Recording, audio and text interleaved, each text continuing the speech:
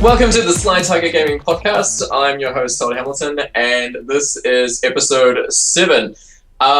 Joining us this week, we have a bit of a special episode. We're going to be talking about the Tokyo Game Show and all the directions from it, and we have some new people joining us. But first, let's introduce our regular guests. I have joining me today Christian Young. Yay, hi. David Sullivan. Hello, everybody. Peter King. Howdy. And making their debut appearance today, we have Lauren, and I'm going to hope I say your surname correctly, Lauren McManamon. Oh, perfect. Good morning. Good morning. No one knows it's morning, but they do now. But not for Shelley, who is in America. It is Shelley Barber. Hi, everyone. Okay, so before we go into what everybody's been doing lately, what they've been playing, I just want to start with Lauren and then Shelley. If you want to tell us a little bit about yourselves and what brings you to the podcast, other than the fact that I asked you to. You want to go first, Shelley? No. This is off to a flying start. Go, Lauren. Oh, yeah. Go, Lauren. Well, Go, Lauren.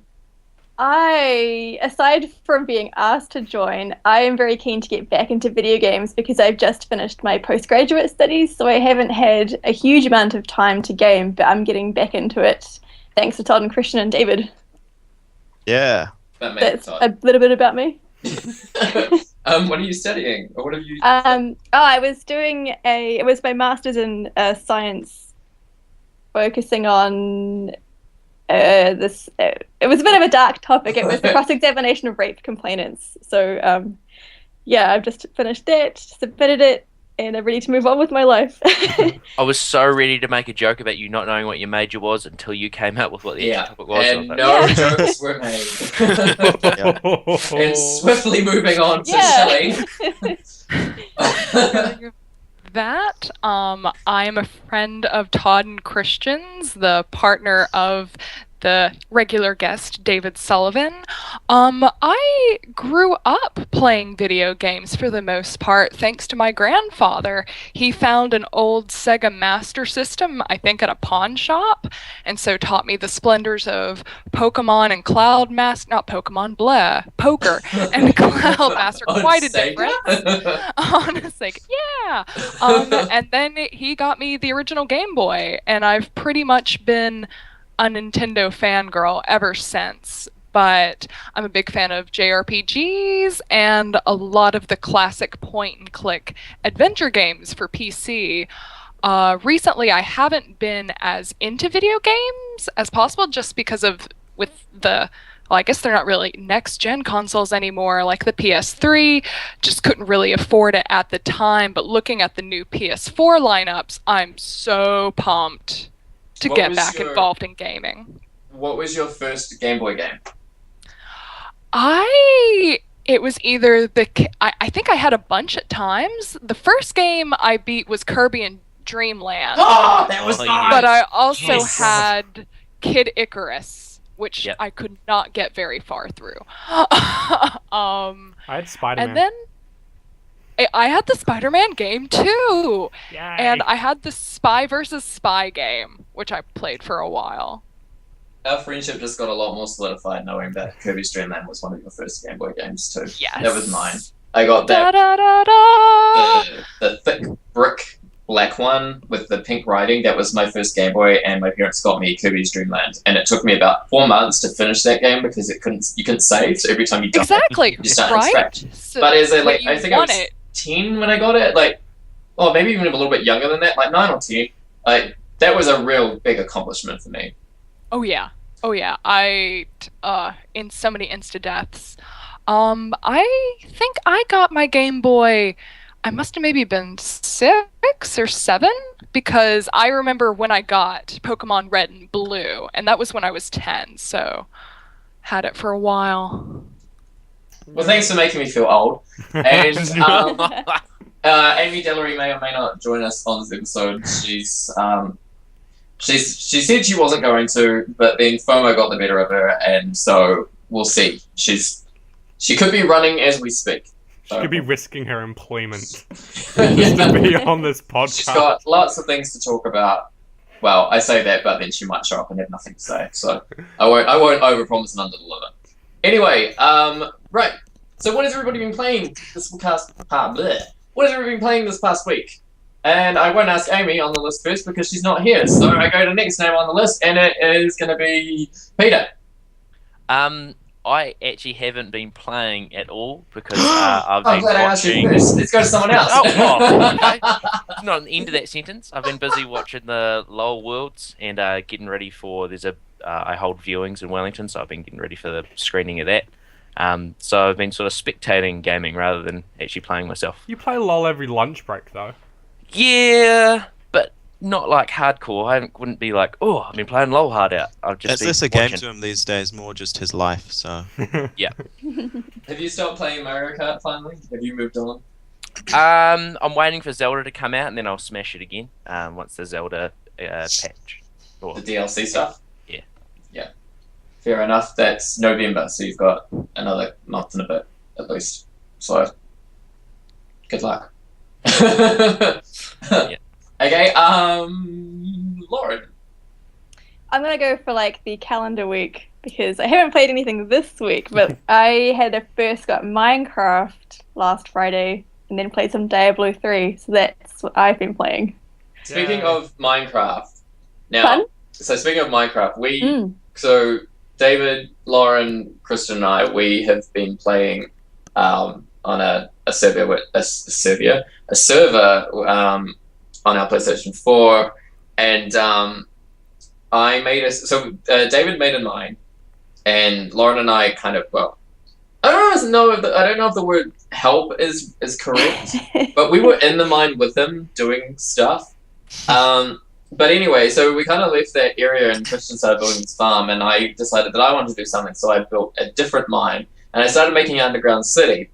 Now, Christian was left alone to carry on and carry on with his farm and stuff on the server, and Christian, what did you do to my mine?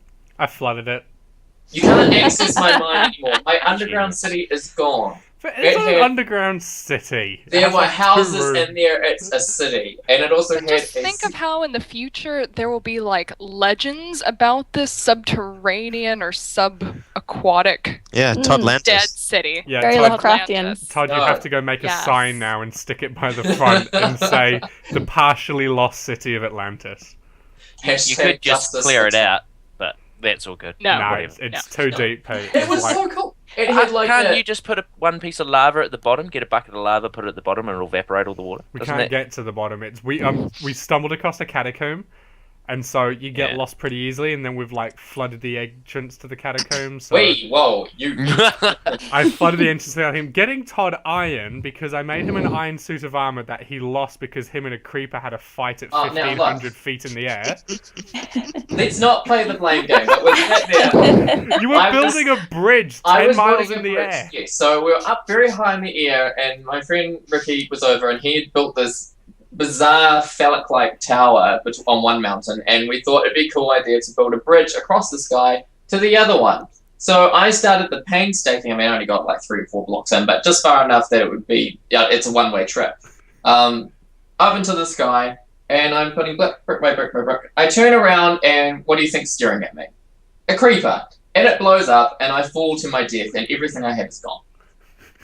Because it was so far, like down this deep canyon thing, that I was not going to go down there and get it. So there's like a little bit of bridge hanging in the sky, which I'm leaving there as it's gone, but it's not forgotten.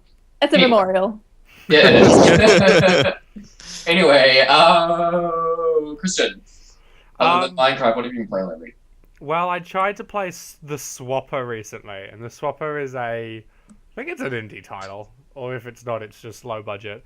And it's I think it's both. it's a bit of both. And it's a side-scrolling Portal-esque game where you're an astronaut, you're going down into an abandoned facility, and you can make 4 copies of yourselves, and you can switch to them, and that's how you solve problems.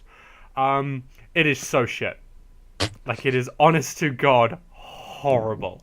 Like, it looked really good, and I was going to get it on Vita, which is like $20, and then it came on Steam, on Humble Bundle, actually. I love Humble Bundle. For like $2, I'm like, oh, I can $2 is, worth it on the computer. And God, it was shit. It is just horror bad. And Todd hates me using that word, but... Well, why is it horror bad? I mean, is it just clunky, boring? They've got these really beautiful visuals at the beginning, and then it looks like Wallace and Gromit over beautiful visuals. So they've got this lovely... Wallace and Gromit. Yeah, none I of do that like sounds Wallace bad and yet. Gromit Yeah. as well. Where's the So butt it's coming? just cheese everywhere? Yeah. Kinda. It looks What, do you go to pretty the moon? basic. It's really what I saw. basic, and the game mechanics aren't that well explained. It's kind of like you've got to keep dying over and over again to figure things out, which I think is part of their extension. But it's going for this whole eerie, you're empty and abandoned in this mine feel, in this research facility, and you slowly come across little snippets of entry logs where you find out about who's husbands and wives and who's missing and how they were all forced to keep mining rock rather than use the last teleport out. And it's just boring. The suspense doesn't add anything, it just makes it more boring. You've got that real good suspense built up by Dead Space, and you'll read something and you'll be like, ah! This is just yawn fest. I know for a fact that you have not played Dead Space. I know. But so it Watched just it. sounds like a rogue type game. Yeah. You just got to keep playing until you figure out the puzzles. Isn't that like most? Yeah, but games? it's boring. Meat Boy, for example. At least Portal was interesting. David, what have you been Todd. playing lately? Lately I've been playing a game that you introduced me to. It's Transistor, the latest game from, is it Supergiant? Is that what Yes. they're called? Yeah. Yes. It's really fun. I played Bastion in the past. Mm. But I really like Transistor's turn system, adding in a bit of tacticalness, almost like the Fallout games where you can kind of pause, spend your Vats. action points, and then execute what you're doing. Yeah, it's been fun. I really art. like the story and you're about to say there, the art. The art's amazing. I like that she just drags around this massive sword. Yes. Great. Shelley. I have been mixing it up between a couple of things. David and I have been playing Divinity Original Sin, which has been fun. I've also been going back and playing a bit of Kentucky Route Zero, which I love because, yay, being in the South. And I've been watching a playthrough of Final Fantasy 13 because of Tokyo Game Show's announcement of Final Fantasy 15. I'm really pumped to get back into it. So since I didn't have a PS3, It's coming to I'm Steam. just kind of watching somebody. Oh, well. Yeah, you could actually play that, but I think everyone would recommend you just watch it. Yeah, that I can through watching the walk, the guy play through it. It's really, I'm just watching the cutscenes because there are so many. Mm. Well, that's how Todd played / got his fix on the most recent one, Lightning Returns. You just watched someone put all the cutscenes together, didn't you? Yeah, I spent an hour and 50 minutes watching that. I refuse to play that game. And did you enjoy it? Oh god, no. That story is terrible. I don't know why Yeah. I did it. 13 was not a good game, but yet then I thought maybe 13.2 might get better, and it kind of did in some aspects, but the story got a hell of a lot worse. And then Lightning Returns came out, and it's the sequel to the game that no one asked for. And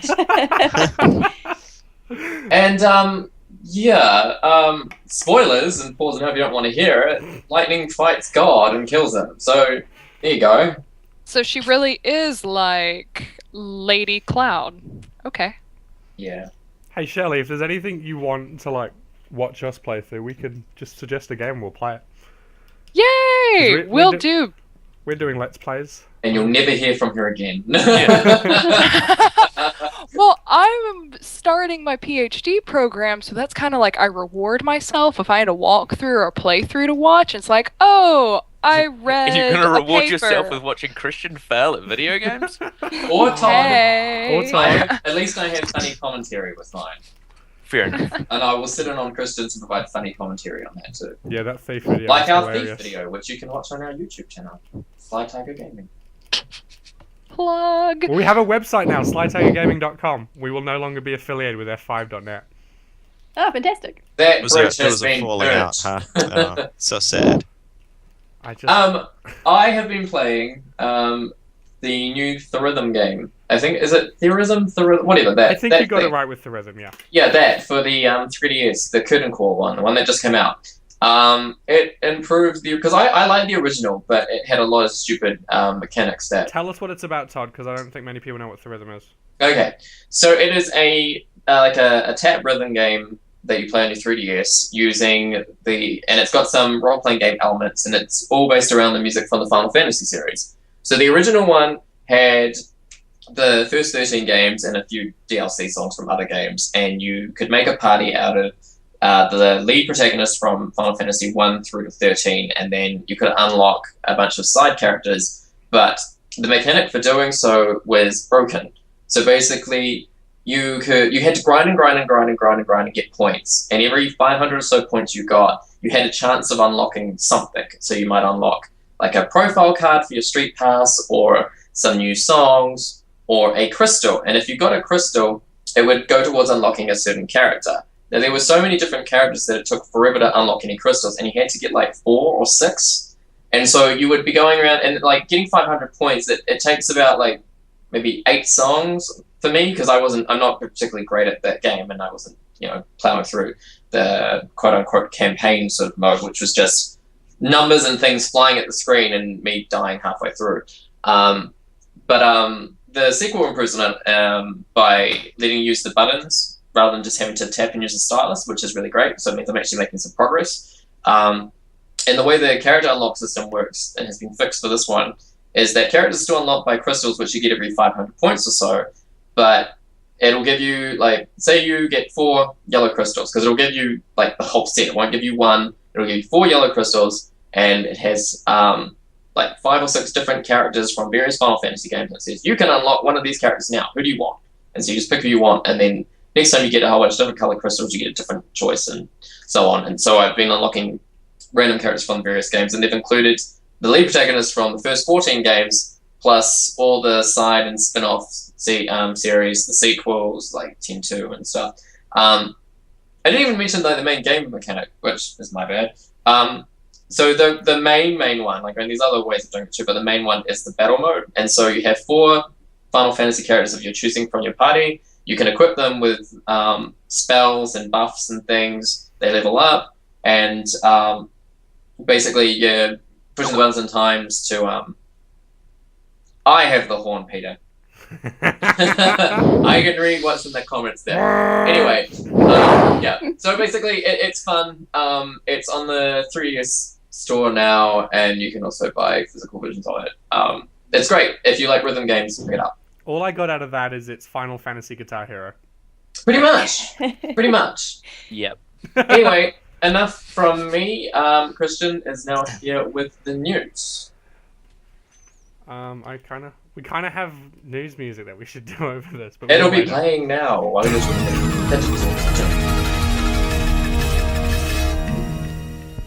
Okay, so in case unless you've been living under a rock this week, Microsoft actually finally bought Mojang for $2.5 billion.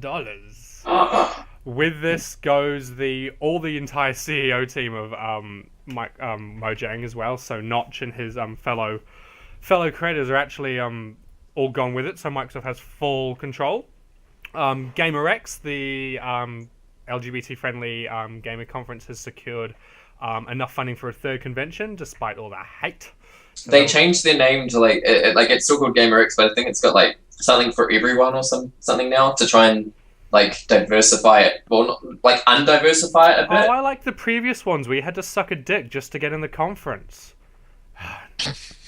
Wow. Okay. Swing and a miss on that attempt of humour. Final Fantasy Type 0 gets a Western release date. It's which is March 2015? March 19th, I think, for New Zealand, for the West, proper West, American West. And Japan gets it yesterday. You get it on the 17th of March. All right. Cool. And that will be coming with, as far as I can see, it comes with the ability to get the Final Fantasy 15 demo, but I don't think it comes with the demo on the day. Is it just the activation for it? Yeah, it's a voucher code. So when they finally reach it. Yeah. The previous director of the Final Fantasy 15. I was like, can't read my Roman numerals. Tetsuya Nomura has resigned, and he is being replaced by another equally difficult to pronounce name, Hajime Tabata. Tabata. It's like a Turkish meal. So that frees up Tessama to go work on things like Kingdom of Hearts. Kingdom of Hearts. What? Kingdom of Hearts. Hearts of Kingdom. He was just trying to say it funny. No, I actually totally forgot. Kingdom Hearts. Hearts 3. I was doing it syntactically correct. And Bloodborne, the game, only found out about 35 seconds ago. It has a Western release date, which I did not look up. Todd will surely fill us in. It's February. I don't know the specific date, but it does have a specific date. And in news, that's not news, and I know David will like it. They're making a Psycho-Pass video game for Xbox One. That's not news. That's old news. That's like a year old. But news. it's news to me, and I'm excited about it. I actually kind of want an Xbox One now. Oh, God. What type of game is it, Christian? Tell us about the game. It's a story-based point-and-click, but that's the best part, because it'll be Psycho-Pass, and you solve the murders yourself, which It's is not normal. point-and-click. It's a text-based adventure. It's not the same thing. You point and then you No. click on the text No. you want to pick. No, there's two very different types. But you of also get to use, if you want, and you've actually shelled out and got a Kinect camera as well as the Android app, and you'll do things like you'll use the Android app to scan your fingerprint, and you'll do voice identification, you help solve crimes. And Just in case Microsoft didn't have enough of your information, give them your fingerprint. Has it got a Western release date, or is it just Japan only? Do we know? No, I think it's just Japan only at this date. I can't remember. I was just reading it last night, and they weren't really saying when it's actually going to come out. No, it doesn't. Yeah, I don't think it's got a release date yet. But speaking of Japan, it's good segue. It's good as it's going to get. Well, it anyway. was until you said it was a good segue. Thank you, It doesn't David. need the fact Thank to you, David. announce that it's a good segue. But yeah, go on, tell us. Tokyo Game Show is occurring as we speak. Wrapping up as we speak. And that brings us to our first topic, which is that we're going to have a bit of a chat, a round circle chat, some impressions and reactions from the information that we've got so far that's come out of Tokyo Game Show. I'll kick it off with Square Enix, who have had a actually really good showing at Tokyo Game Show this year, as opposed to like every other time they've gone there lately, where it's just been pitiful. But no, they showed off Final Fantasy Type 0 HD for the PlayStation 4 and Xbox One. It looks good, but it looks good in the sense of how... It's a PSP port. Yeah, but it looks good for a PSP port. It's kind of like how Final Fantasy X looks on PlayStation 3. Like, it definitely shows where it's come from, but it still looks good.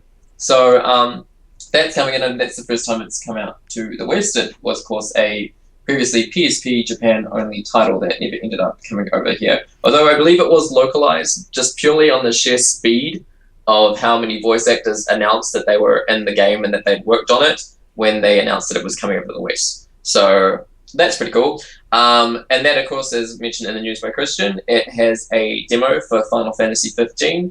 Although they said that they're going to be tweaking the demo and the progression of it a bit so it doesn't, do things like interrupt the story or give away too much stuff. Just sort of like a self-contained thing that you can play and get an impression of the game.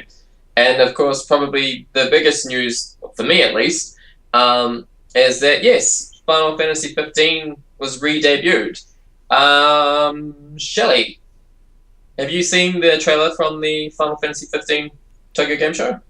I have. And what are your thoughts? On the car. I don't want to hear anything else. I want to know your thoughts on the car. Yep, the The car's car pretty is cool. sexy. The car's really sleek looking. For one, I'm excited about it. I love Final Fantasy. Don't get me wrong, but I feel I've lost the excitement about the series. Yeah. I guess after 10, I got re-excited about it with Kingdom Hearts, because I had never really played Final Fantasy before Kingdom Hearts, and so that was Kingdom my of introduction. No. And so I went back, and so I'm playing all the Final Fantasy games, and around that time, maybe 10 or 10.2 was coming out, and then 11 happened, which was online, so I was like, yeah, no. And then 12... And 12 didn't really catch me, and then it was just like 13, and yes, it was pretty, but... And so 15, it's got my excitement again. I like that it isn't quite as belted as previous Final Fantasy games have been. That is an interesting adjective to use. Belted. Belted. Yep. So I'm excited. I'm a little, I guess with Nomura stepping down, I'm curious to see if the other Tabata, if he'll kind of continue with Nomura's dark push for it, or if he'll start taking his own slant towards it. So I'm a little bit curious, but from what I've seen so far, I'm so excited. Tabata is the director of Type 0. So that comes with the demo of Final Fantasy 15. So if you're wanting to sort of get a vibe on how how he makes his games and stuff, then Type 0 is a good entry to it. Don't they also have the same? Well, actually. Sorry, go, Shelley. So, no, I was going to say, I was actually at Tokyo Game Show in 2011, and so I got to play the demo that they had for Type 0 on the PSP. So it kind of kept with that grittiness, or at least the more realistic one. I remember the PSP, I didn't like the controls, but that could have been because I didn't know what I was doing, since it was all in Japanese. But okay, that's good to know. And yeah, you're definitely right about the gritty vibe and stuff. I mean, if you've seen some of the trailers for Type 0, there is the scene with the chocobo that's all bloodied and dying, and it's got a more realistic view of people getting hurt with things. He did say in an interview recently, which was, I mean, I'm hoping that it wasn't intended to be a weird comment, but he said, like, when you take damage, they want it to, there be damage. If someone sets you on fire, you're on fire. Like, you take proper damage from it, not like, you get, how I get the old ones. Yeah. So, I mean, the numbers and stuff will all still be there, but they want to make it a little bit more realistic in that sense. And unfortunately, the first thing I thought of when they said that was just like fan service and stuff, because there's so many female characters in that game, and I'm just worried that they're already wearing short skirts. There's not much left for them to burn off if they're going to go there. But I'm going to hope that that's not what they meant, and yeah, we'll see. Hopefully. Surprise news: Quentin Tarantino's directing it. Blood and gore. I think like a lot of people would just be. I'm done if that came out. And I would play it so hard. The blood actually squirts out from your console. The other Final Fantasy... So there's two other Final Fantasy news before we move on to what else was there. Final Fantasy Keto Plus. I know that Christian likes his Vita, is a bit of an advocate for it. So this is a prequel game to the Final Fantasy Type 0 story, and from what I understand of it, it was sort of more true to the original concept before they renamed it to Type 0. This is sort of more like what they originally envisioned. It's the same gameplay, but they've added sort of like Persona-esque relationships to the game. It's been coming out episodically for the last few months in Japan, and then in like maybe January next year, it's getting a Japanese physical release for Vita. Is it also on smartphones? Yeah, that's what did I not say that? No, you didn't. No. Oh, right. Well, it's been coming out digitally on Android and iOS for the last few months in Japan, and so they're bundling them all together and putting it on Vita as well. So any games that Vita can get is good news for everyone. And of course, the last bit of information regarding Final Fantasy at Tokyo Game Show is that the 13 trilogy is coming to Steam. The first one, Final Fantasy 13, will be out in a couple of weeks, halfway through October, I think. It's about $15 US. So it's not super expensive, but it's not, super cheap or anything either. I'm actually surprised that it's that low. Square Enix, low price of $89.99. Yeah. So that's coming. It supports controller play. 13.2 and Lightning's Abomination Returns will be out probably next year. So yeah, pricing for the other titles haven't been announced yet, and they've got something that I think it's called the Shinra thing or something. I mean, it's obviously not its proper name, but it's something Shinra. But they're looking at having like a cloud service, and you can play these games. Why would you have a cloud service called Shinra? That was a corrupt organization. Fan service. But that is horrible, because the first time it goes down, everyone will start making Final Fantasy references to that movie that I've forgotten the name of. Kingdom of Hearts. Advent Children? Yep. Kingdom of Hearts. What? Anyway, moving on to something that David might be more interested in. Silent Hills. So keen. No. Should be great. No. So You can just sit in the corner and watch, Christian. No, I'll sit in the corner. That's in what the I'll other be doing, direction. Christian, so don't you worry. Can we film your face while we play the game and just Have you watch the watched terror? the newest video with the millipedes that come out the wall? No, we'll get to that in a minute. But has anyone here, before we go any further, has anyone played PT? Or we all know what PT is? I watched someone play it. I could not play that myself. I watched it and I screamed out loud. SOL. Anyway, so they didn't show anything for Silent Hills at TGS, but what they did show is the original concept trailer they made for PT, and of course the reveal for Silent Hills. So just a quick synopsis of the trailer, and you can watch it online. Well, not that quite quick of a synopsis. But basically, it starts off with someone walking down a hallway. There's a ball bouncing in the hallway. It then bounces towards a very specific door and gets sucked in. Then, in the darkness, as the lightning's flashing, the ball turns into like a boy or a young man's head, which then starts screaming, and it's not millipedes, it's maggots that come out of his mouth, and a headless man bends down and picks up the head, and then the door slams shut. Maggots start coming out of the wall. They've got children's toys that have come to life at the end of this hallway, moving towards some... I don't know who they are, what gender or anything. It's a little bit ambiguous, but you can hear a woman sobbing, but then it could be a man's body. I'm not sure. And they look like they're naked, but I think you can see their butt. Anyway, then they're on their knees and they're crying. Butts. What? Sorry, I was distracted. Yeah.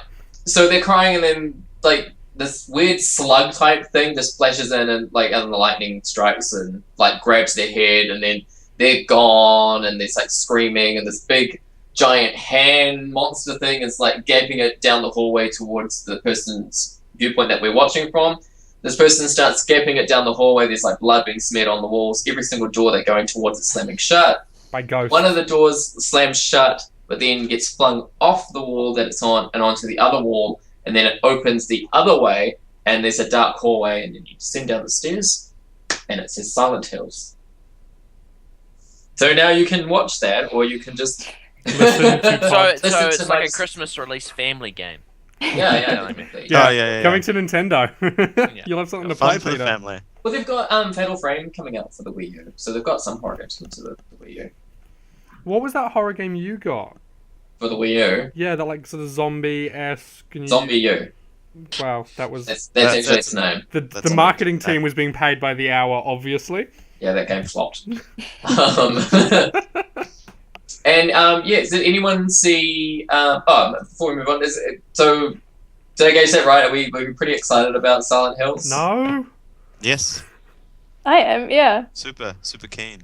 you So I you was should- excited to hear that they didn't care if you were too afraid to play it. They wanted to make it as scary as possible. So I'll be enjoying watching someone else play it.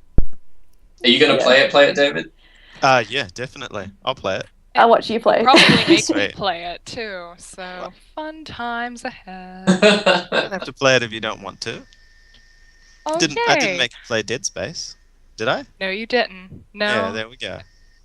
Good. I'm Good. now so much more appreciative of Todd, who's only ever forced me to play Last of Us. But Christian, yeah, we'll have you playing Silent Hill. To be No fair, I question didn't about that. play The Last of Us with him, because it's a single player game. I just made him play it so I could watch the story. Just, even that was too much for me, and that's like nothing compared to Hills. But kind of jumping back to just this TGS this year really seemed to be ushering in a bit of a renaissance because Yeah. I mean the last couple of Silent Hill games have been either like commercial flops or just flops. I think they were both. Like, but commercial then, critics yeah, were well yeah. received.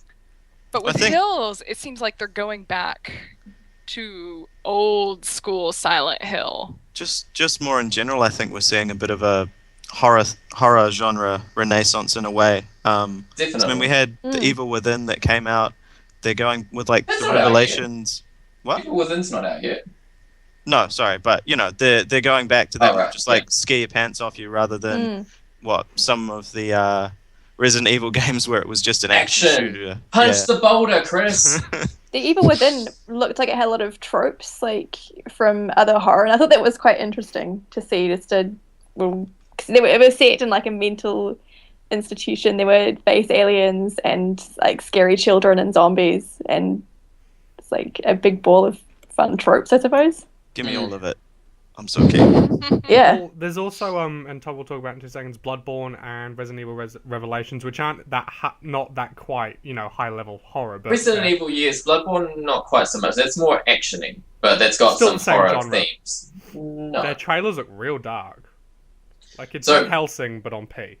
Bloodborne's more like your Dark Souls sort of influence. It's made the director of it is the original director of Demon Souls, so that's got a lot of hype behind it. Hopefully, it can live up to expectations. So we'll see. But that's early next year. That got a new trailer. It looks good. I'm not going to play it because those sort of games don't really interest me. The action like sort of ones like that. But no. You do you. If you like that, then yeah, go get it. It's got a lot of hype behind it, so hopefully, yeah, like I said, they can deliver. D4 got a surprise announcement. That's the Xbox One exclusive. I didn't realize it was going to be episodic, but episode 1 of it was announced on Thursday that it comes out on Friday, and before then it had no release date. So that was a bit of a shock announcement, and I don't really know much more about it other than that because I don't really care for it. But that's happened. Cool. Resident Evil Revelations 2 got shown off in more detail. We found out that it is also going to be episodic. So they will be releasing episodes. I don't know when they start because the game they haven't. I don't know if they've specified yet. They might have, and I haven't seen it. But it comes out like January, February. Like it's coming out soon, and that's coming out episodically, and then we'll have a full release after that. So you can either, like with the Telltale games, you can like buy the season pass and get each episode, or you can buy each episodes that come out, or you can wait until they're all out and then they'll do the physical disc release as well. So it's starring, it's the return of Claire Redfield from Resident Evil 2 fame, and the daughter of Barry Burton, with probably I don't think anyone's expecting her to be called Moira Burton. Who is now my favorite named character ever. Moira Burton. Moira Burton. But yeah, so from what I understand, the game, Claire is more action focused, Moira is more support focused, and it will be co-op. So it's kind of interesting to see how they're going to handle that because you obviously can't be both running and gunning like Resident 5 or 6 with its co-op because one character is a shooter and the other one is more support and healing and stuff like that. The other one's going to shoot and Moira's going to provide cookies. Yeah, cookies. Yeah. And the game takes place on an abandoned island that's got something to do with these wristband things. When they're green, everything's good. When it's red, people start turning into these monstery abomination those fitness things. bands. Oh, I get Yeah, it they now. look like that. They kind of. It looks like it's like a plug for the new, like Razer thing. Apple. the Androids, Sony, Samsung. So like, all the Resident Evil different is things. about when computers turn against us. What? Maybe. We don't know yet, but it could be. I don't know. I generally don't expect much from a Resident Evil story, I've learned over the years. You just play it for its gameplay mechanics and hope that they're okay. And in the case of Movies are so good. Resident Evil 6, you get burned on both counts. Ooh. Does anyone here play the Tales of series? I watched my sister play them. Tales of Symphonia, what? So the new one, Tales of Zestria, has hit a showing off at Tokyo Game Show. They're not bringing that to the PlayStation 4, unlike other franchises that are double dipping. So you've got like, Resident Evil is going both 7th and 8th gen, and there's been a lot of games that are cross-platform coming out. So they're sticking to PlayStation 3 only, but they said that now that they've seen that the PlayStation 4 audience is getting so huge, and now that they're really starting to put a big push behind getting their Tales games out to the West, you've also got a Vita one, Tales of Hearts R, coming out at the end of the year.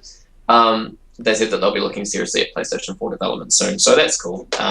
Maybe we'll see something sooner rather than later. But no, it's looking good. I don't know too much more about it. It looks good. It looks like every other Tales game. The combat looks like it's sort of evolved a little bit from Tales of Exilia. which is good. That was definitely a good game. The second one, which if you listen to the last podcast, you'll know that I hated it. It had stupid mechanics, but yeah. So there's that coming. And Christian, what game is coming to the Vita that you've been waiting to hear more about? Kingdom of Hearts. No, No. Minecraft Vita. Minecraft Vita. Why don't you tell us more about what's happening with that? Well, I'm going to be stuck on a plane for 15 hours in a row, and that is going to be the game I'm going to obsess over. But yes, Minecraft Does Vita. it have a release date? No, not yet, unfortunately. Is it going to be out before you go? I'm hoping so. Or I'm going to hurt someone. I just don't want to be stuck playing Smash Brothers the entire time. There is nothing wrong with that flight playing Smash. But yeah, it confirms the. You could down smash for 13 hours. Just down smash, slide, down smash, slide. It's all good. Do it. Yeah, there was a massive worry with the Microsoft acquisition of Minecraft Vita that they were of course going to pull a fast one and start pulling support for previous competing consoles. This is the first time Microsoft is actually owning something that basically benefits their competitor, but Microsoft has come out, and so Notch also touched on it himself, saying that they're going to continue to support these other platforms, which means the development of the Minecraft Vita version, which the demo was playable at TGS, it was laggy as fuck, and everyone only got 10 minutes apparently, that's enough for a laggy demo. I don't play something that's laggy as fuck for more minutes. Apparently according to the reviewers, they were only allowed 10 minutes total, like, it was just one of those line systems, so by the time people got on, waited for the laggy system to actually boot in and play. They really didn't get much into it. But at the end of the day, it's Minecraft. They mined one brick. Did you just carry on with the previous guy's thing? In which case you got all the materials he mined? Or did you have to start again so everyone only ever got to mine? Yeah, just imagine you've got diamond in your sights and they're like, time's up, and the next guy's like, yeah, diamond! And you're like, fuck you! No! But no, that'll be good. Does it take any? Does it use any of the touchscreen back thing? No. Does it make any use of that? No, and I'm glad of that. I don't know if anyone's actually fiddled around with the Vita too much. Battlefield 4, the remote play tried to make use of the back panel. So you imagine you've got a big square 4-inch back panel on the back. They divide it into 4 sections, which were the R2 and R2, L2, L3, R2 sections, and when you're holding a console and your fingers are accidentally throwing grenades left, right, and center, no. The touchpad on the back is really cool for things like, what was that game you played, Todd? Which was like Papercraft? I think it's like but that was made for the Vita, so it's a little bit different. But I think a golden rule with remote play games on the Vita is just don't use the touchpad on the back, because people don't put their fingers in the recess at the back where you meant to. People put them on the back of the system with touchpads. So don't use the touchpad on the back for anything. I don't think Destiny's remote play does that. I think they divvied up the touch screen on the front so that you could lob grenades and things using the touch screen on the front. So that's one of the better uses for it. But yeah, no, any game that uses remote play and makes use of the back touchpad is just not great. It's a very niche market to use it properly. In Minecraft, the mechanics are so simple. We've all played it on the PlayStation 4 recently, and it's just that you couldn't really add much more to it. I don't know if we've all played it. Shelley, have you played Minecraft on the PlayStation 4? Shelley has not, and I apologize. I also haven't played it. Shelley, answer, please. No, I was too busy playing the Kingdom of Hearts. That's a thing. Just you wait. He's gonna make fetch happen as well, so it'll be great. It reminds me of Kingdom Under Fire, I think. The name. I don't know. There's something Kingdom something, which is Kingdom of Heaven. No, not Kingdom of Amalur. No, it's like a Musou game or something. Anyway, but yeah. The other thing, they haven't shown it yet at Tokyo Game Show, but it's going to be there. And they showed it off at Sony's pre-TGS or pre-TGS thing, which was a couple of weeks ago. Persona 5. And it was announced that it was going to be on PS4 as well. So immediately, pretty much, I think most people in the West were like, "Yeah, just skip the PlayStation 3 one." There goes the last reason I ever had to keep you plugged in. Away you go out in the bin. Which doesn't bode well for the Borderlands team, who are like, "We won't make our new game for the PS4 because tons of people will keep playing their PS3." Yeah. Nope. Even if Persona, known for always going on the safe platform and not jumping to the new platform, jumps to the new platform, you're a bit in trouble. I am ready for some new Persona. I'm yeah. What are your thoughts on the protagonist? Well, potentially protagonist shown off in that trailer, Shelley. The You glasses mean Harry stuff. Potter? Yeah. I'm keen. People are dissing the turtleneck, but I like it. He looks a bit older, so I guess if they are going again in high school, I think he's going to be a third year, which could be a little bit interesting to kind of do with breaking free with society's expectations. Because if he's a third year in Japan, he's going to be really expected. Are you going straight into work? Are you going to go to university? And so that could be an interesting way that they kind of segue that theme in. I want to see more. Yeah. From what I understand, the themes for this one is like breaking free and stuff, and they've got all the pro materials like balls and chains and breaking and stuff. And the trailer they showed off, some people started translating all the posters and things that were in the background of the train and stuff. It's all about like the decay of society, and like there's been big affairs happening, and prices are up, people are depressed, that sort of stuff. So. And the sort of the big theme is like people being depressed with life and stuff. So it's giving me a little bit of like Saw vibes from this horror movie Saw, where people have just sort of given up on life and they have to go through bad, really messed up ordeals to get their lives back on track. But most of them don't because they die. So it would be cool to see. Well, I mean, I'm obviously not Saw, but with what I know of those kind of themes, yeah, and like subject how matters. they're having to really overcome stuff and get back onto their life. And I think because Persona's not afraid to sort of dwell more into those sort of really out there for its time anyway. I mean, it came out in 2008, Persona 4, and that had themes about sexuality, gender identity, and characters dealing with those sort of things. So it'd be quite cool to see where they take it now in this more modern age where, that sort of stuff is sort of a bit more safe now. So it'd be interesting to see where they push it. Or I could be totally wrong and they just go really safe, which would be a disappointment. But yeah. Considering how popular kanji is, I hope they really go towards that kind of thing with body dysmorphia and gender and sexuality identity. I think that would be really cool. That would be cool. I hope they do it. All right, we are going to have a quick break, and then when we come back, everybody is going to get their arguments ready to specify what is the best role-playing game ever made. Dun dun dun. Dun dun dun.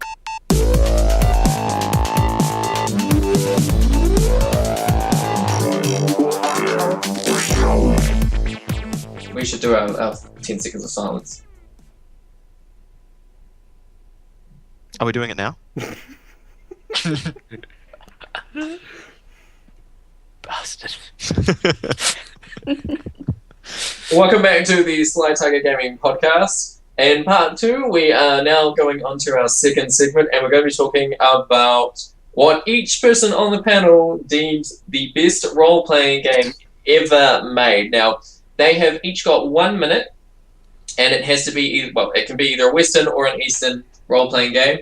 We've deliberated and discussed what we consider to be a role-playing game prior to the recording, but if anyone goes outside those guidelines, they will be told properly on the podcast. But basically anything that has stat grinding, leveling up equipment, blah, blah, blah, blah. Definitely not Heavy Rain, Lauren. Don't even try that. Okay. What about Pac-Man? He does get a stat boost once he eats the corner buttons. Oh, damn, we don't even need to have this debate. Yeah, Pac-Man has won. Oh No. no. Okay, who am I going to pick on first? Does anyone want to go first? Me. Christian wants to go first. Okay, David, you're going first. All right. Then. Do you want me to start now? Yes, go. All right. Your My- minute. Wait, hold on. I need a timer. Give me a second. I should have prepared that. Actually should have prepared that. You had 5 minutes. I had more than 5 minutes. I had most of the week to get this ready, and I just forgot. Sorry, you'll hear me typing as I search for something. I'm gonna say, if you Literally minimize Googling the countdown Skype timer window, comes up with a timer you for can 5 see the minutes. time. You have a smartphone. I'm using the smartphone for the beep thing. The Korean horn. Yep. Oh, burning Just- time here. Right. All right. Podcast. Okay. No, we're good. We can... David, you've only got 10 seconds left now. All right, David. Shadows of Arm, done. David, are you ready? I thought I just said it. No, you haven't started yet. I took over.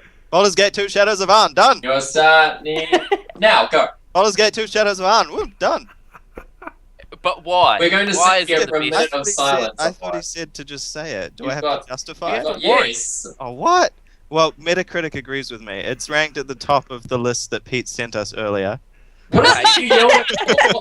But What is the why? name of the game? What is the gameplay mechanics, the story? What do you like about it? What's Alright, the I name like- of it? I didn't hear the name. Baldur's Gate 2, Shadows of Arm. Arm, A-M-N. I've never heard of your flop game. Tell me about it. It is a BioWare game. It's pretty old at this point. The reason I like it is just because it's kind of got a bit of everything. I mean, obviously the graphics are dated at this point. So your But, computer can play it. Yes. It had, I think the overall storyline is good. The main villain, Irenicus, he's evil without just being, I want to destroy everything because destroy. So the story is really solid. The voice acting's good. The battles. Is that me done? Is that a? Yeah, is that's that... it. That's you wasted it. Oh Yeah. no! You didn't It's even like you didn't even explain that it's a top-down game. That it's Oh. like, Wow. there's none of that. All right. So Well, strong contender. Strong Yeah. contender. Metacritic agrees with me, so I already won. you So were- other no, people also agree with you, but can't explain it. Yeah. Is what you Other got. people have explained it. Do you want me to just read their? No, review? you can't do it. We're going to go on to Lauren. Oh gosh. You ready? No. 3, 2, 1, go! Well, I struggled with this for so long because I've only really played role-playing games, but I suppose it came down to Final Fantasy X because that seemed to have really good story, graphics. It had a unique leveling up system. The battle combat was cool because you could swap dudes out and all that kind of thing. And I sank 140 hours into it, doing all of the mini games and trying to get all of the weapons. So it has a lot of playability. Yeah. You've got 30 seconds. And it had a lot of really interesting female characters, which is a big thing for me. I'm into my strong female characters. And who doesn't love that underwater ball game that I've forgotten the name of? No one. Blitzball. It's a terrible game. Blitzball, yeah. How can you not love Blitzball? It's terrible. Just for reference, that's what playing football in England is like in the rain. No, Blitzball, but with its crappiness, contrasts with the greatness of the rest of the game. Mm. So you I can like comprehend. Blitzball. Baldur's Gate That's 2, fun. Shadows of I Arm. enjoy pushing that button. I can tell. Okay. Christian, are you ready? Yes. Okay. 3, 2, 1, go! My chosen RPG. What? Oh my god, I'm Fallout New Vegas. Because it has guns. I like guns. You can also level up your mod your weapons. You can level your character up. I like the fact that there's like a moral 2 faction choice and technically a 3rd faction choice if you're going against the brothers. You can choose to be good and sort of like you get reputations across the place, while in Fallout 3 you were just good in everywhere or bad in everywhere. This one you got factions. Also you get companions, and I really like that. The first thing I like to do is get the robot to follow me, then I get the sniper to follow me, and basically everyone's dead before I get anywhere near them. And I just think it's a really good, all-encompassing RPG. I don't particularly like romance options, and I'm glad they're omitted from the game. And yeah, that's really Fallout for me. I like my steampunk, I like my dystopian future. It just fits my bill. And I played it over and over again. That is me. Oh no, I ran over time. You didn't. You had like a couple of seconds of silence at the end. Because I said, yeah, that's me. I know. I was like, well, there's still a couple of seconds left, so what else? I'll get you to come through, Christian, to get ready for mine. Because I do have a I can alarm. download the app. Yeah. Don't even do it. Just Google countdown timer. And No, type no, it not in. that. Oh, yes, the countdown timer. Do-do-do-do-do-do-do. Oh, there we go. Lauren can be. Yeah. Done. That's the one I've been using. But yeah, just any alarm that you can have ready to go. That's fine. But I'll go last. Peter, are you ready? Who? Peter. Peter. Me? It's Yeah. yeah, Alright, Vita. I'm ready. You Already ready? started. 3, 2 seconds in. 2, 1, Go. Right, my pick is Elder Scrolls 4 Oblivion. Wrong. It's the first like open world RPG that I felt I could literally do anything and go anywhere. Once you're once you've made your way out of the dungeon and crawled out of the sewer, there is no like tunnel to follow, no storyline. You could just go wherever you wanted. It's, you're You halfway can through. swear in this. Yeah, you start off as a soldier, you've got a sword, but 20 hours into gameplay, you go, man, that spell I saw was really cool. All you got to do is walk into the library, pick up a book, boom, you've started as a magician. You can, completely rebuild your character. It was just a really cool experience, and there was heaps of side quests. There was arenas to battle in. There was huge bosses and dungeons to crawl through, and towns with murder plots and robberies to solve. It was just a massive game where you could be whoever you wanted, a sword wielding magician that shot arrows, or your character was completely customizable, and it was really cool. You weren't pigeonholed into the character you picked. Can I ask Pete a question, Todd? At the end, once we've gone through everyone's by stuff. then. Write it down. You're at a computer. But I'm not allowed to type in a podcast. Just ask me. We've already wasted enough time asking Kenny. Ask me. Why Elder Scrolls 4 and not Skyrim? No, we're going to talk At the about that moment- after. We'll talk about like reasons why and stuff after. Fine. If I forget, it's your fault. Oh, Amy just messaged me. Boo. Amy won't be joining us for this podcast, but she wanted to. Okay, Shelley. Are you Okay. ready? Because I have a feeling I'm not sure if I know what your one is, and I'm waiting for you to say yours in case it's my one. It's probably yours. All right, ready? Yes. 3, 2, 1, go! This was a hard one to choose, but we've already briefly talked about this game before in the podcast. My best RPG of all time, I think, is Persona 4. I think it's continually built on the Persona series.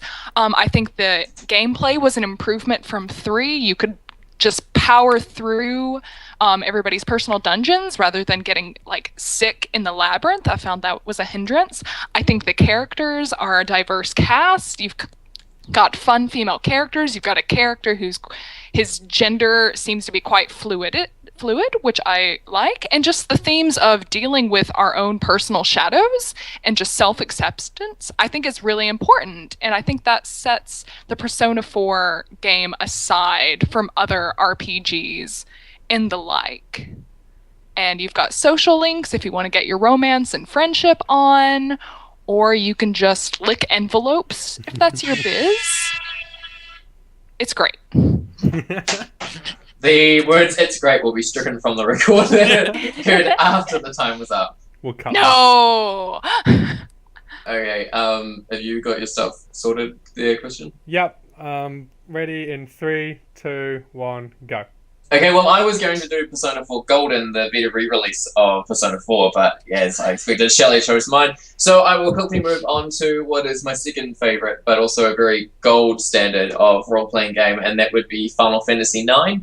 It's one of the... Actually, yeah, no, that's cool. It was the first role-playing game that I ever got into in a big way. All the characters are charming. It's a throwback to all the big themes that Final Fantasy encompasses. You've got the grand quest, the great character development, the vast and expansive world, very, very detailed locations. The combat's fun. It's not super fast-paced, but it's got a good vibe to it. It's back to the original 4 playable characters in your party at a time. All the characters' stories are interesting. There's a clear focus on who the main characters are, but the supporting cast is really focused on for their very individual arcs. I knew you were going to take Persona 4. I shouldn't have gone last. Everything you've said will be struck from the record. Okay, so we have me with Final Fantasy IX, Christian with Fallout Vegas, New Vegas. David with Baldur's Gate 2, something, Peter with Elder Scrolls 4 Oblivion, Yeah. Lauren with Final Fantasy X, and Shelley with Persona 4. So, I just want to throw this in. Honorable mention to WoW and Golden Sun. Both really good games. Golden Sun, also on my list. Yeah, but didn't quite make the cut. Pokemon. Okay. So out of those ones, Do say it. everyone other than your own choice, you get to pick one of the other options as a favorite. And then we'll have like an overall favorite from that. So I'm going to give a point to Persona 4. Christian, other than Fallout Vegas, out of those options, which one do you like best? Elder Scrolls, same developer. Cool. David. Elder Scrolls, same developer. Oh my god, I just realized I didn't touch this. I can't believe I didn't say Mass Effect. Yeah, I was honest to God expecting you to say Mass Effect. You've Yeah, bought so it did 8 times over. I couldn't think of it. I was like, I want to say Dragon Age, but no one likes to. Peter. I'm gonna go Baldur's Gate because it was pretty damn good. Go. Lauren. I'll go for Final Fantasy 9 because that Chocobo game was pretty awesome. Hot, cold chocolate. Yeah. I think you got like 7 weapons for that. That's cool. And Shelley. I'm also going with 9. Okay, so we have a tie between Final Fantasy 9 and Elder Scrolls 4. Square Enix versus Bethesda. Dun, So, dun, dun. what's east versus west? I think rather than... Should we just leave it at that? That we have our favourite... So, yeah. Yeah, East because the and West likes to talk a big game, but the East could totally dominate if they wanted to. What? Alright. Okay. Anyway, Just being meta-political. cool. Cool. Well, So I anyway- think it would be hard to argue the two, though. I mean, they're both RPGs, but their play style and focus is just so Totally completely Completely different. different. Yeah. Fair There should point. never be a versus one and the other. Except for Final Fantasy versus. That's You not know a there's thing. going to be a Street Fighter one day that's Oblivion versus Final Fantasy. You know it'll happen.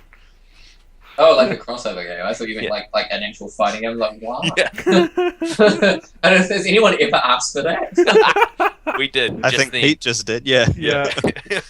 Okay, and quickly before we... Well, not super quickly, but just before we move on to the next thing.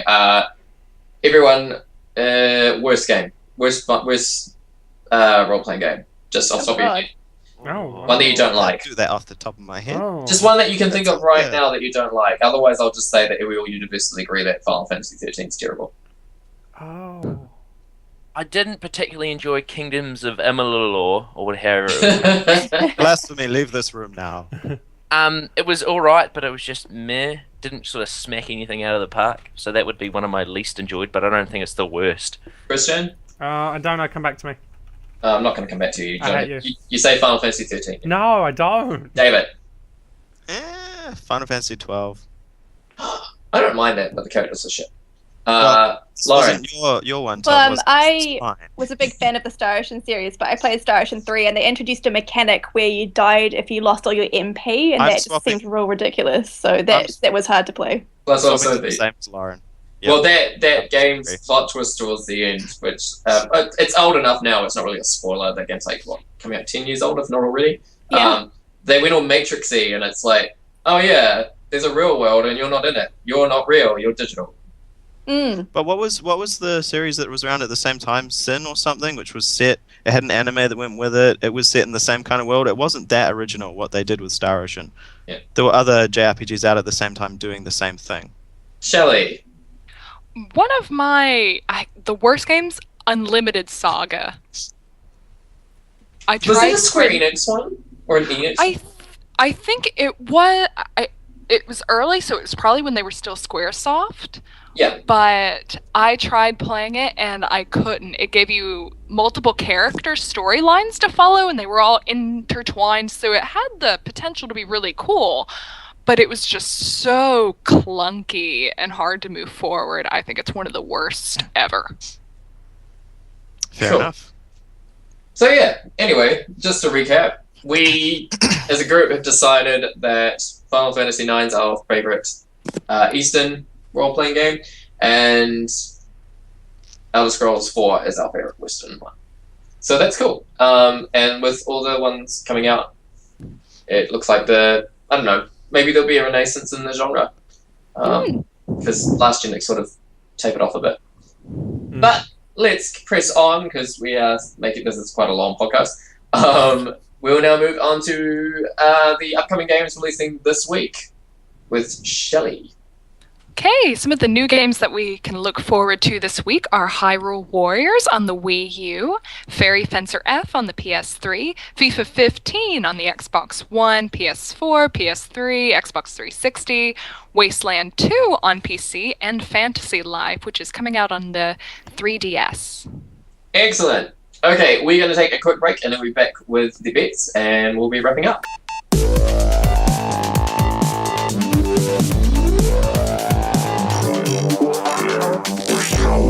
Yeah. I've started the recording again.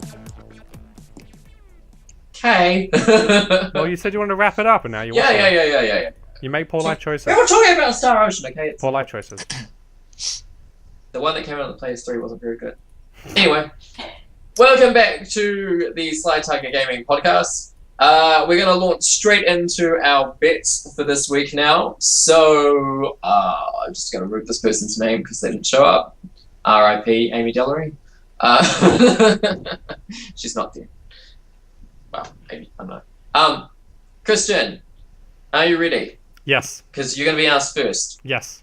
How many patches will Super Smash Bros. For the Nintendo 3DS have before the next episode? Now, this is going to be based on the Japanese version because it doesn't release in the West until the next episode that we record this podcast. So it will be the Japanese release only. And there has already been at least one patch so far. Which doesn't count. So they go for 0. So it won't be 0, it's going to be at least one. So don't, if anyone says 0, they're going to have the wrong answer. Oh. So, with that in mind... I was gonna go 1 because Nintendo Then do it. Okay, I'm Well, going one's 1. I'm going okay. 1 because they don't 1. often patch many games. Right, well, I typed in 201. That's feasible. Big Ah. bet. Very rough. David, Alright, what's my time frame again? that's between now and the 4th of October. 52. Whoa! Alright. And like a... No, I can't make that joke because it's election day here in New Zealand. Oh. Something joke Many about crimes. throwing away a vote. Peter, I'm going to go 4. 4. Shelley. I'll go with 3. Wow, Shelley with a scumbag vote. Undercutting I'm Peter in vote. your podcast stealing all of your choices. And Lauren. I guess I'll go 5. What? Okay. Well, continuing on this trend, then I will go 2. This is terrible. So if it's anything more than about 11... Hmm. who David's wins? golden. Yeah. With Pretty good much. Does it have to Go- be like go big or go 200? home. Yeah. That's my philosophy. Well, considering everybody else is going to be, it's either going to be 1, 2, 3, 4, or 5. And if it's anything higher than maybe 10. No, not even that. No, if it's anything higher than 6, it goes to David because... Yeah, Large number. yeah, David's bet is large number. pretty much. Yep. Anything more than 6 goes to David. And you know he's going to win too. Yeah. Yeah. Do you really think there's not going to be that many patches? To be honest, I think it's probably going to be me, Christian, or Shelley who gets it. I think 4 and 5 might be too high. You mean you think 52 is an unreasonable answer? What? For like, no, what, there might 2 be weeks? lots of patches. 50. 50. So I think you aimed stratiforically. Is that the Oh word? wow.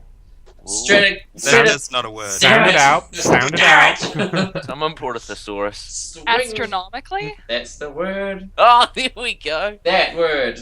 That you aimed too high. That's what I was trying to say, but I aimed for a big word and I failed spectacularly. Anyway, it's time to announce the winner of last episode's bet. Now, Tahi is not here with us, so his vote is knocked out automatically. But tears for him. Christian, do you want to tell us who won and what was the last bet? So last week's bet was to guess how many people would have the ultimate rarest trophy in You did a Destiny? terrible job of explaining. Yeah, well, I'll deal with But it. yeah, I wrote it down how you should answer it because it's a very specific And question. how about you just do it for me? Because you obviously have already planned to do this. Alright, I will. I'm glad you asked. He's How- not a controlling bitch, everyone. He's not a controlling bitch. No, I'm just I've got an axe to grind and I'm going to grind it in your face. Anyway, Anyway. the bet was Oh, happy days. So how many PSN users have unlocked the Guardian Lord Platinum Trophy, according to PSNprofiles.com. What? Yeah. All right. And the bets were, and the result was. Yeah, Christian, you've got all the stats there. Yep. So Todd was 10, then he was 7, then he was 5. Peter was... My vote rapidly changed as we got more information about the question. Peter was 3.18, and then he changed himself to 0. Tahi was 2.12, and I was 0.43 as of last night. And actually, right now, it still stands at 0. So Peter is the winner. It was a pretty hard trophy to get, though. Yeah, And a percentage of the entire PlayStation network, it's going to be pretty slim. well, it's percentage of actually the people sign up on the website, which I said last time. But yeah, there's 2 million people on that website, and a shit ton of them will be playing Destiny. Yeah. So, as winner for last week's bet, and also for those who are betting this week, this is what you're competing for. You get to introduce the song that plays out our episode today. And Pete, do you want to tell us a bit about the song? Yes. The song I've picked is a remix of Mega Man 3. It's from the Snake Man level. It's called Ravaging Reptile. The reason I've picked it is because Mighty Number 9 is a game that featured at the Tokyo Game Show. It's made by one of the developers of Mega Man, who's sort of, due to demand, there was no new Mega Man titles coming out. He started a... Kickstarter? He started a Kickstarter, and it was huge. It's one of the biggest Kickstarters of all time. The game should be coming out hopefully about March for the backers. Fingers crossed I can get my hands on it. And it's going to be real cool. So this is the song I've picked. And if we want to hear the full version of the song or download it, how do we get that? You can head over to the Overclock Remix website, and the song is just, if you just Google the name in the top, Ravaging Reptile, you'll find it. Awesome. Okay, and if you want to get in contact with us, and we would love to hear from you. Seriously? Anyone? You can find us on YouTube, searching Sly Tiger Gaming. We have Let's Play videos, and all sorts of other things on there. Christian, what's the most current video we've got there at the moment? Do you know? It'll be my video, Help Me Play League of Legends. Excellent. And you can also find us on Twitter. Christian, what's our Twitter handle? At slytigergaming. And you can email us at slytigergaming.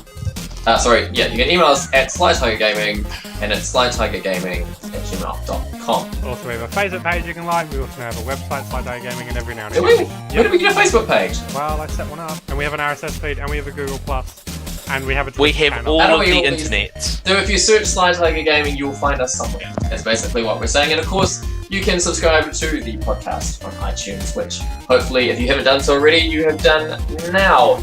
That is it for us this week, everyone. It's been one hell of a long podcast, but hopefully you enjoyed it and you'll be sticking around for the episode due to come out around the 4th of October, which is, of course, the launch day for the New Zealand release of Super Smash Bros. On the 3DS, which we'll be talking about that and all the other gaming news in between. From myself and my panel, it is goodbye. Everybody want to say goodbye? Laters. So long. Bye, everybody. And, oh, sorry, Lauren, I cut you off. You want to say goodbye? No, goodbye. It's the last Right, year it was we're on this like- podcast. sorry. It's like the premiere debut episode and final episode of Lauren joining the podcast. I'm kidding. Kidding. He's not kidding. Did you and Shelley have a good time on your first episode? Yeah, thanks for having me. And will you guys want to be back again? If you'll have us. Yeah. Yeah, definitely. If you guys want back in, then yeah. Make the cut. Yeah. If you think that... Tell your friends. Send us an email. Yeah, good expect Give us- to have the public vote. Yeah, give us critical feedback. It'd be great. So if you give critical feedback on any of us, we'd love to hear it. We always want to make the show better. And one way that we'll make it better is by making it a little bit shorter. So with that in mind, goodbye and thanks for listening, Rob. So long, and thanks for all the fish. Yay! So long, and thanks for all the fish. No, that's not our outro song.